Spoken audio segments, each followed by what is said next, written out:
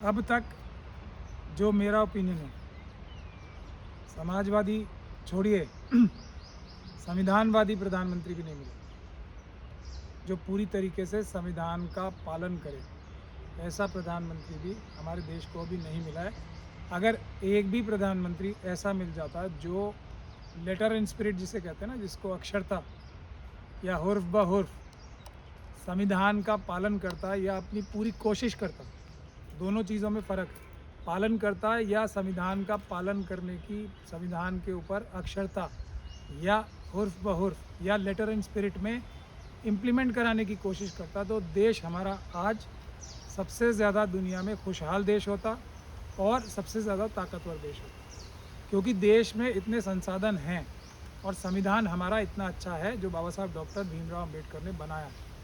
तो यही टेस्ट है, यदि कोई भी संविधानवादी पूरी तरीके से प्रधानमंत्री आता, कोई भी पार्टी आती, तो देश सबसे ताकतवर देश होता जो आज नहीं है, और देश सबसे खुशहाल देश होता दुनिया के जो आज नहीं है।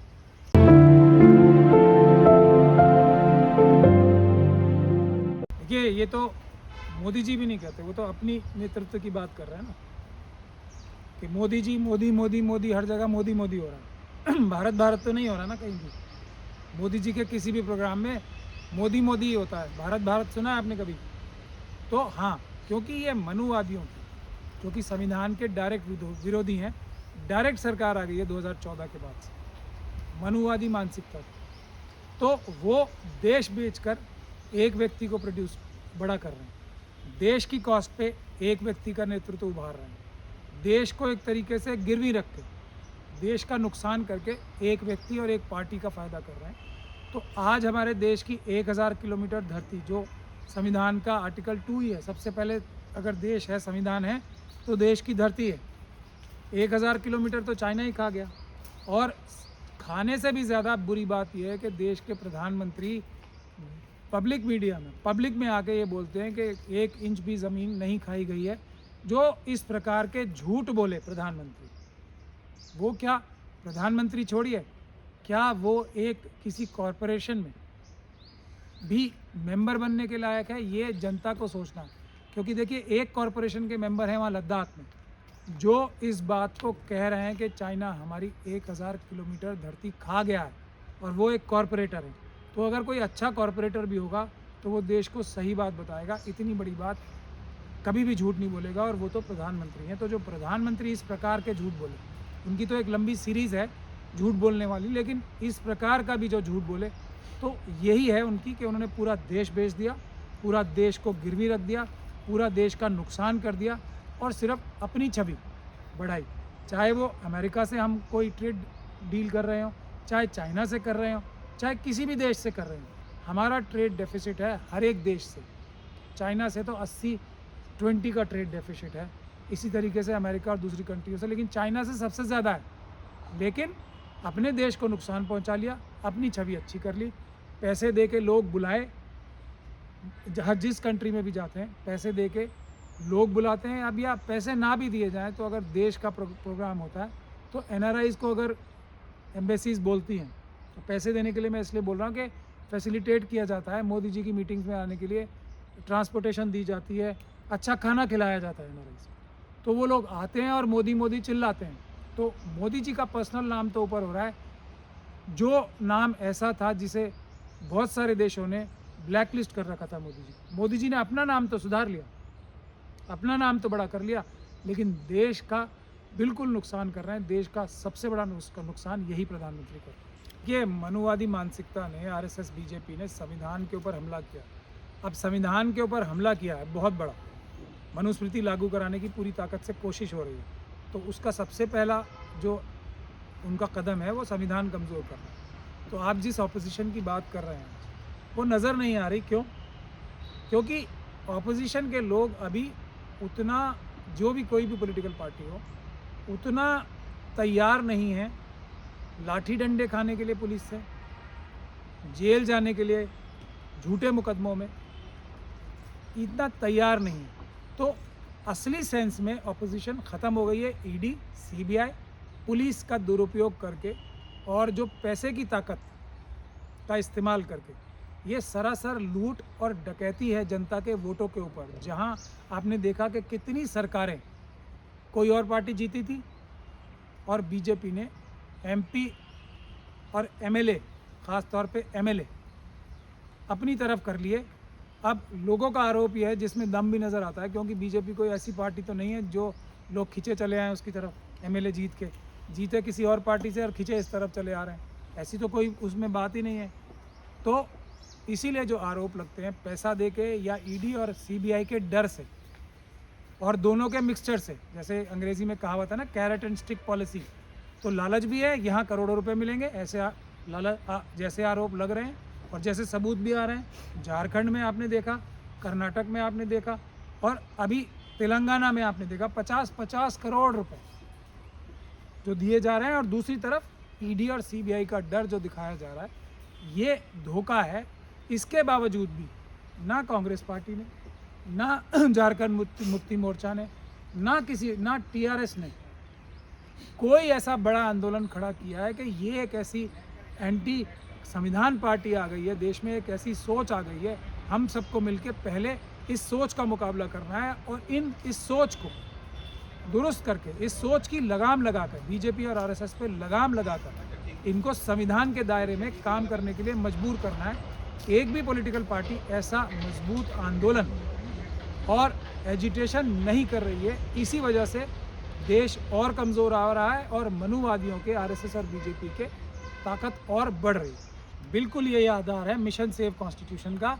हम इस मिशन सेव कॉन्स्टिट्यूशन में, और यहाँ हम बाबा साहब डॉक्टर भीमराव अंबेडकर की दीक्षा भूमि पे खड़े हैं, और यहाँ नागपुर में हम खड़े हैं जहाँ पर आरएसएस का हेडक्वार्टर भी है। तो ये इतनी सबसे ज़्यादा महत्वपूर्ण जगह है देश की हमारी, संविधान बचाने के लिए भी और संविधान का नुकसान करने के लिए भी यही सबसे महत्वपूर्ण जगह है नागपुर। तो अगर अंबेडकरवादी जीतेंगे तो देश भी मजबूत होगा, क्योंकि संविधान मजबूत होगा। तो मैं ये कहना चाहता हूँ आपसे कि ये वो जगह है जहाँ पर मिशन सेव कॉन्स्टिट्यूशन सबसे महत्वपूर्ण कार्य कर सकता है।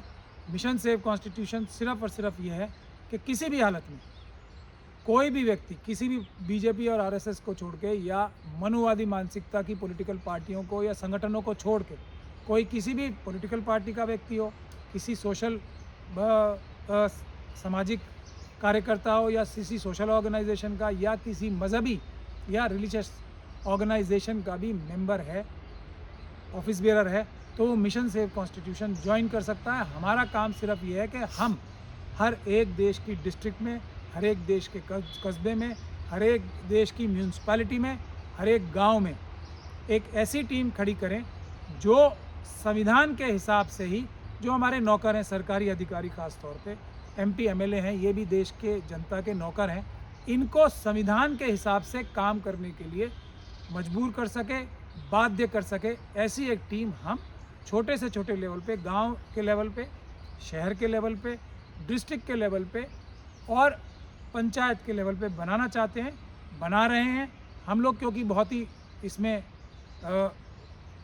मजबूत लोग लेना चाहते हैं। तो इसीलिए हम इस संगठन को एकदम से बड़ा नहीं कर रहे, लेकिन जहाँ जहाँ भी अच्छे वकील, आपकी तरह से ईमानदार पत्रकार, क्योंकि सोशल मीडिया ही पत्रकारिता कर रही है।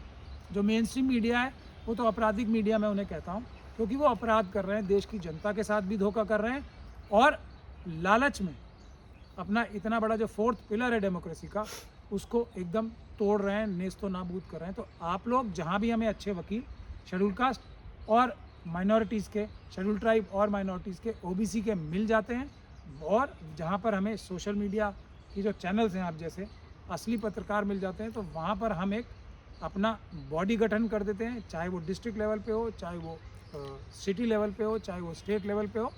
और उसका काम ये होता है कि जहाँ जहाँ आम आदमी को नुकसान पहुँचा रहे हों मनुवादी मानसिकता के लोग, जुल्म करने वाले लोग या सरकारी अधिकारी या कोई राजनीतिक नेता, एमपी एमएलए स्वयं, जहाँ जहाँ उनकी मदद जाके ग्राउंड पे, जब उनके साथ अत्याचार, दुराचार या अनाचार हो रहा है, तो उसी वक्त जाके उनके साथ खड़े हों। हम एक हेल्पलाइन नंबर भी शुरू करें उस एरिया के लिए और उनकी मदद करें। पुलिस और सरकारी अधिकारियों को या किसी भी अत्याचारी को रोके और सरकारी अधिकारियों को और पुलिस को बाध्य करें कि वो संविधान के हिसाब से कोई काम करेंगे, संविधान के खिलाफ जाके या कानून के खिलाफ जाके कोई काम नहीं करेंगे।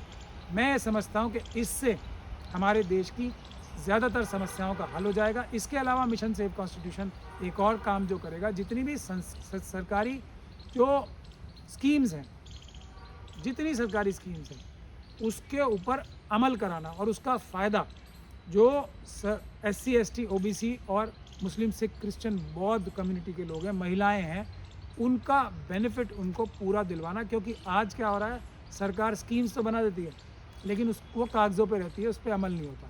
एक और काम जो मिशन सेव कॉन्स्टिट्यूशन करेगा कि हर चीज़ में, हर जो काम होता है उसमें करप्शन जो है हद से ज़्यादा है। तो कहीं सड़क भी बनती है, तो अभी एक मैं वीडियो देख रहा था कि 1 इंच की सड़क बनी हुई थी, कोई हमारे सिख जो सिंह बंधु थे वो उसको हाथ से ही सड़क को उखाड़ पा रहे थे। तो ऐसा भ्रष्टाचार भी ना हो, ये भी मिशन सेव कॉन्स्टिट्यूशन जाके रोके। कहीं रिश्वतबाजी हो रही है, कहीं लोगों की चोरी हो रही है, कहीं सरकारी ठेकों में चोरी हो रही है, तो वहाँ भी मिशन सेव कॉन्स्टिट्यूशन के लोग जाके खड़े रहें। इसके अलावा एक और काम जो है, जैसे इंटरव्यूज़ में NFS की एक प्रक्रिया जो है ना, जो SC ST OBC और माइनॉरिटीज़ के लिए ही लागू होती है कि नॉट फाउंड सूटेबल इंटरव्यूज़ में, वहाँ भी हमारे संगठन के लोग, जहाँ भी कभी ऐसा इंटरव्यू हो रहा हो, तो हमारे संगठन के लोग जाकर खड़े हों वहाँ पे और निगरानी करें कि ये जो झूठे NFS किए जाते हैं, नॉट फाउंड सूटेबल, हर एक इंटरव्यू में हर तरीके से देखिए SC ST OBC और माइनॉरिटी के लोग ही ज़्यादा समझदार हैं, ज़्यादा कैपेबल हैं, ज़्यादा काबिल हैं, लेकिन उनको मनुवादी मानसिकता हर जगह, बावजूद इसके कि वो ज़्यादा काबिल हैं, उनको रिजेक्ट करती है, एकलव्य का फार्मूला अपनाती है और किसी को, हर एक काबिल व्यक्ति को NFS करने का जो बीड़ा मनुवादी मानसिकता ने उठा रखा है, उसको भी जाके मौके पे रोकने का काम। लोग अगर इंटरव्यू के बाहर खड़े होंगे ऑफिस के बाहर, तो कम NFS होंगे, कम धोखाधड़ी होगी इंटरव्यूज़ में भी। क्योंकि हमारे IAS अधिकारी तक देखिए, एक से एक ब्रिलियंट IAS अधिकारी होता है SC ST OBC और माइनॉरिटीज़ का, जो एग्ज़ाम देता है छात्र, लेकिन उसे इंटरव्यू में कम नंबर दिए जाते हैं। तो ये एक देश की हकीकत है। जेलों में SC ST और माइनॉरिटीज़ के लोग सबसे ज़्यादा हैं, तो जेलों में भी जाके पूछताछ की जाएगी, जो हमारा संवैधानिक और कानूनी अधिकार है। तो ये कुछ मोटे मोटे मुद्दे हैं जो मिशन सेव कॉन्स्टिट्यूशन करेगा, लेकिन उसकी शर्त एक ही है, जो लोग न डर में आएंगे न लालच में आएंगे, वो आगे आएँ, ख़ास तौर पे वकील और आप जैसे बहादुर सोशल मीडिया एक्टिविस्ट, और मिशन सेव कॉन्स्टिट्यूशन जुड़े। ये कोई राजनीतिक संगठन नहीं है, हाँ, लोगों के लिए सबसे बड़ी राजनीति, यानी कि उनके अधिकार दिलाने की राजनीति हम लोग कर रहे हैं, और यही सबसे बड़ी राजनीति है। और हम लोग ये भी चाहते हैं कि मिशन सेव कॉन्स्टिट्यूशन के लोग जो वीकर सेक्शंस हैं, उन्हें उनके वोट के अधिकार के बारे में बताएं और वोट किस तरीके से कहाँ प्रयोग करना है उसके बारे में भी सजेशन दें। लेकिन ये थोड़ी बात की बात है, जब हम लोगों के ऊपर लोगों का विश्वास बन जाएगा, तब हम लोगों को वोट की असली ताकत का असली फ़ायदा दिलवा पाएंगे।